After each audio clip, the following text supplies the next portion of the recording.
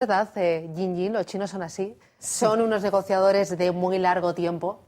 Son muy duros en este sentido, ¿no? Porque aquí estamos acostumbrados a otra forma de negociar. Entonces, cuando viene con tanta paciencia, parece todo dura, una eternidad. Muchas veces los occidentales perdemos esta paciencia y nos precipitamos, y entonces son momentos para que lo aproveche.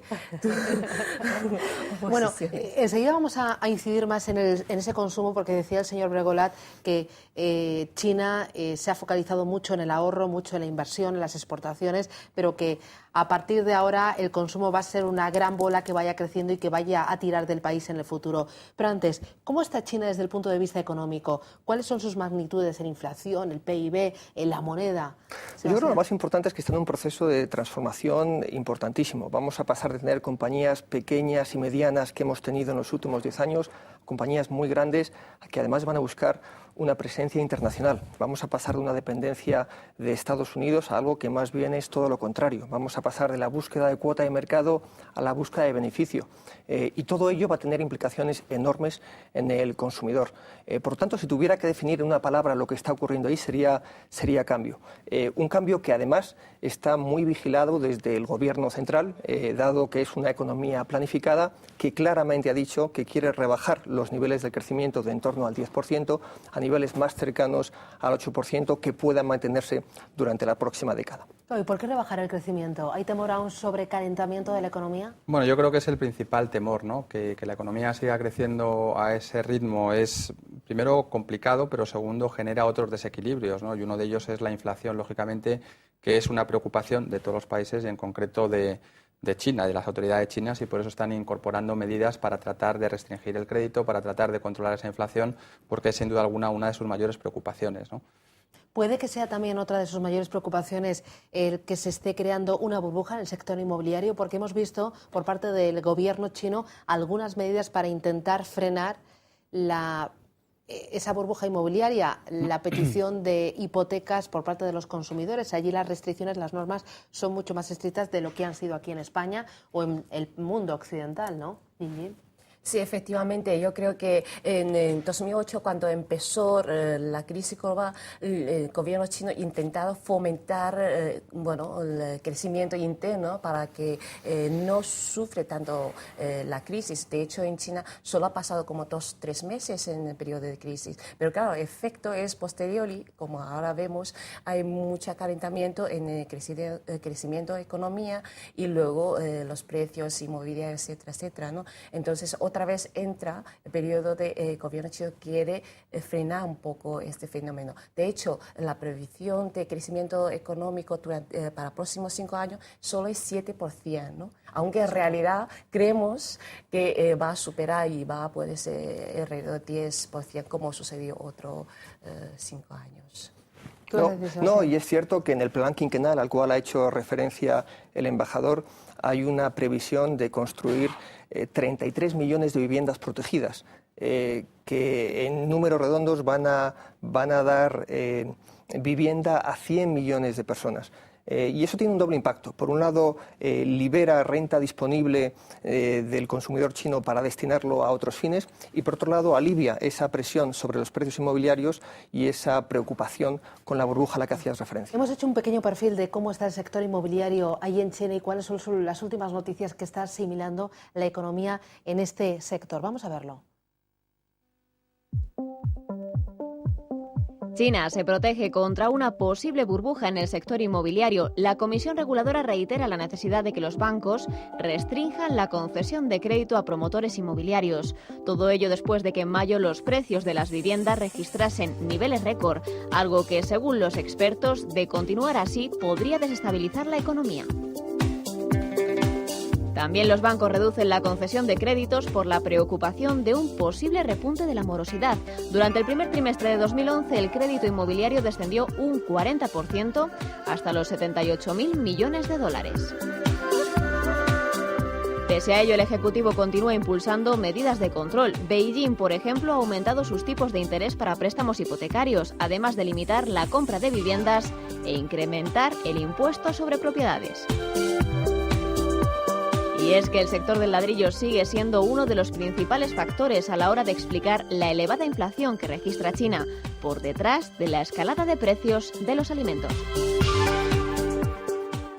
Realmente es una economía que está creciendo mucho. Aquí vemos que en Europa y sobre todo en España y en otros países de nuestro entorno el problema es otro, el nulo crecimiento, y ahí estamos viendo que el problema es otro, excesivo crecimiento, por lo tanto repunte de la inflación y burbujas en algunos sectores. El Gobierno está poniendo límites a la concesión de créditos a promotores y también a los consumidores. Sí, yo creo que desde el punto de vista internacional una de las cuestiones es saber si efectivamente esta vez será diferente. Quiero decir que en todos los países de nuestro entorno, en Estados Unidos, en Inglaterra, en Irlanda y, por supuesto, aquí en España, cuando hemos tenido una burbuja inmobiliaria, al final ha terminado como ha terminado, ¿no? Y no hace falta extendernos demasiado porque todos la estamos sufriendo aquí en España en concreto, ¿no? Entonces, la pregunta es, ¿será el Gobierno chino capaz de evitar el estallido de esa burbuja inmobiliaria o no? ¿O existe realmente una burbuja inmobiliaria, ¿no? Pero desde luego, desde el punto de vista de la inversión, muchas veces cuando hablas de invertir en China, dices, bueno, ¿cómo voy a invertir allí si parece que todo sobre el papel, con crecimientos como los que hemos visto, lo que dan lugar es a esa burbuja, ¿no? Jin, ¿tú cómo lo ves? Es un tema difícil, ¿no? Porque realmente, bueno, China está intentando, bueno, establecer ciertas normas, reglas para que no suceda lo que estamos viviendo, ¿no? Pero es un tema difícil, pero yo creo que en este sentido, precisamente, el gobierno chino quiere tener un crecimiento económico más sostenible, y de hecho ha dicho el señor Bregolat antes, durante las primeras 2 décadas el crecimiento económico chino está pasando en la inversión y comercio internacional, digamos, exportación. Y ahora ya se está dando cuenta, y desde la última década ya está fomentando más consumo interno. Entonces, una parte de inmobiliario, pero otra parte también estamos hablando de un abanico bastante amplio de diferentes consumos, ¿no? Porque cada vez hay una clase media más pujante, es por ello. Exactamente. Por un lado, entonces, el gobierno chino tiene 3 políticas para fomentar más consumo interno. Por un lado, es aumentar ingresos de los ciudadanos chinos para que tengan mayor poder adquisitivo. El segundo es establecer un sistema de seguridad social para que ellos no tienen que ahorrar tanto. ¿Por qué ahorrar tanto? Porque no siente seguro del futuro que pasaría, ¿no? Y el tercero es, sobre todo, fomentar el consumo en la zona rural, donde hay 60% de población china y es donde hay menos consumo aún, ¿no? Entonces, si fomentamos esta zona, su consumo, pues es gran oportunidad, ¿no? Así es, y uno de los riesgos de esa política, como se ha comentado mucho, es el aumento de la inflación, del cual la burbuja inmobiliaria es uno de sus símbolos. Hacías referencia a la subida de los salarios mínimos, que ha sido espectacular, entre el 10 y el 20% en el último año, dependiendo de la región, y eso plantea si efectivamente un 5% de inflación, que es lo que hay en la actualidad en China, es mucho o es poco. Yo no conozco la respuesta a esa pregunta. Lo que sí sé es que, como decías antes, hay un compromiso muy claro del gobierno chino de aplicar las medidas que sean necesarias para que la inflación esté bajo control y permita los crecimientos que se buscan. Y yo soy de los que piensan que cuando el gobierno chino habla, yo creo que los demás debemos escuchar. No, aún así, ¿cómo es la clase media ahí en China? ¿Y cómo está creciendo? Porque parece que ese sí que va a ser el motor de la economía en el futuro. Hasta este momento había una clase muy baja, que era el abundante, y unos poquitos ricos que manejaban realmente los grandes capitales. Pero ahora cada vez hay una clase media más creciente, que es la que va a dar lugar también a una mayor libertad económica, ¿no? Así es, se habla de unos 100 millones de hogares de clase media en la actualidad, que dentro de 10 años pueden ser 200 millones de hogares. Hogares que efectivamente están viendo cómo aumenta su renta disponible como resultado en parte del crecimiento económico y en parte de esas medidas que está aplicando el gobierno chino. Y ahí es sin duda donde va a haber muy buenas noticias para el consumo en todo el país. Pero también en el segmento inferior, en esos 200, 300 millones de trabajadores que viven en ciudades dormitorios y que comen en los comedores de sus factorías, vamos a ver cómo de repente van a tener una renta disponible para para consumir y acceder a productos que antes no se podían plantear, material deportivo, su primer vehículo, fomentando por lo tanto el consumo de esa manera también. Bueno, enseguida vamos a tener la oportunidad de ver cómo es esa clase media china, qué es lo que consume y sobre todo ver cómo las empresas y los ahorradores españoles a través de fondos de inversión podemos aprovechar esa clase media y esa pujanza económica que va a tirar en el futuro. Jingjin Zhang, te despido, muchísimas gracias por acompañarnos. Y a vosotros os pido que os quedáis, Sebastián, José Miguel. Nosotros ahora vamos a ver cómo han ido las carteras de Tresis y ojo, porque después vamos a hablar con una empresa que lleva en China ya bastante tiempo, nos va a contar cómo le va y vamos a tener la oportunidad de contarles con nombres y apellidos las oportunidades de inversión para nosotros, pequeños ahorradores, en China.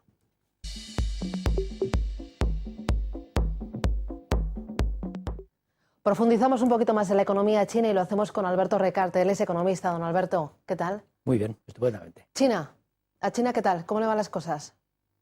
A China le va muy bien, al resto del mundo también, pero tanto China como el resto del mundo tienen problemas derivados de la forma en que a China le va muy bien. ¿Eso qué significa? Significa, China es el país más nacionalista que existe en el mundo. La política china no puede entenderse sin entender que para los chinos y para el gobierno chino lo más importante es mantener la independencia frente al exterior. De hecho, la actual estructura de la economía china comienza a hacerse hace muy poco, en el año 98-99, cuando las crisis del sudeste asiático terminan en la intervención por parte del Fondo Monetario y de la Banca Internacional de toda una serie de países, y el gobierno chino decide que eso a ellos, que ya les había pasado durante mucho tiempo, empezando con las guerras del opio, que eso no les vuelve a pasar. Entonces adoptan una política nacionalista que consiste en forzar el ahorro interno, reducir el consumo interno, forzar las inversiones públicas hasta el límite, desarrollar el país sobre esas bases y la de la exportación. Y al final China tiene una economía enormemente potente que crece de media un 9, un 10% desde hace 30 años, pero una economía enormemente desequilibrada porque es la economía que más ahorra del mundo, que más invierte del mundo, que más exporta del mundo y que menos consume del mundo. ¿Y esos importantes desequilibrios qué consecuencias pueden tener a futuro para China y también para el resto de la economía mundial? Pues muchos, porque no es un sistema sostenible en el tiempo. O sea, no es posible que la población china siga consumiendo tan poco. No es posible que los beneficios de las empresas sean tan grandes. No es posible que la acumulación de divisas sea tan enorme, y tampoco es posible seguir invirtiendo en infraestructuras. Hay un momento en el cual la población china tiene algo que decir. Hasta ahora, y dicho sea, para dejarlo bien en claro, el nivel de vida de la población china ha crecido enormemente. O sea, la pobreza que había en China hace 30 años hoy no existe. Pero China sigue teniendo casi el 40 y tantos % de la población en el campo, los salarios son muy bajos, las horas interminables, no hay seguridad social, no hay sanidad pública, o sea, no hay pensiones. O sea, la familia china sabe que están solas y que el Estado, dentro de lo que cabe, aunque sea un país teóricamente comunista, no les va a ayudar. Y en ese sentido, por eso las familias chinas son enormemente ahorradoras, porque saben que dependen de ellas mismas. ¿Cómo transformar una estructura económica que está dedicada solo, básicamente, a la exportación y a hacer infraestructuras públicas en algo en el cual sea un país normal, en el cual el 60 o el 70% de lo que se produce en el país se dirija al consumo en lugar de un 30% como es ahora? Pues eso es un cambio radical en la estructura económica, muy difícil de hacer, porque significa que el Estado tiene que renunciar a muchos de los poderes que tiene y que tiene que devolvérselos a la población. Y ese es un problema que no ha resuelto el régimen chino. ¿Y que no va a resolver en los próximos años? Están intentándolo, la vía de resolverlo... ¿Pero lo están intentando de verdad o con la boca chica? Lo están intentando, pero yo creo que ellos saben que ya han llegado también al límite de lo que da de sí esa estructura. Y ya está creando problemas en la propia China, porque hay un momento en el cual la población va a empezar a protestar de las horas interminables, de los bajos salarios, y por otra parte el resto del mundo también está protestando porque la acumulación de divisas de China, que se utiliza pues básicamente para comprar reservas denominadas o en divisas o en euros o en yenes, ya en cualquier cosa para diversificar el riesgo, tampoco es sostenible el que eso no se haya traducido en un tipo de cambio del yuan que tenga mucho más valor del que tiene actualmente. China está desequilibrando todas las relaciones comerciales del mundo porque tiene un yuan minusvalorado que hace que sus exportaciones crezcan exponencialmente, falsificando con competencia desleal para todos los países. Yo siempre digo que la frontera de China pasa por España porque nuestras industrias, muchas de ellas, tienen que enfrentarse directamente a un producto chino, que es ya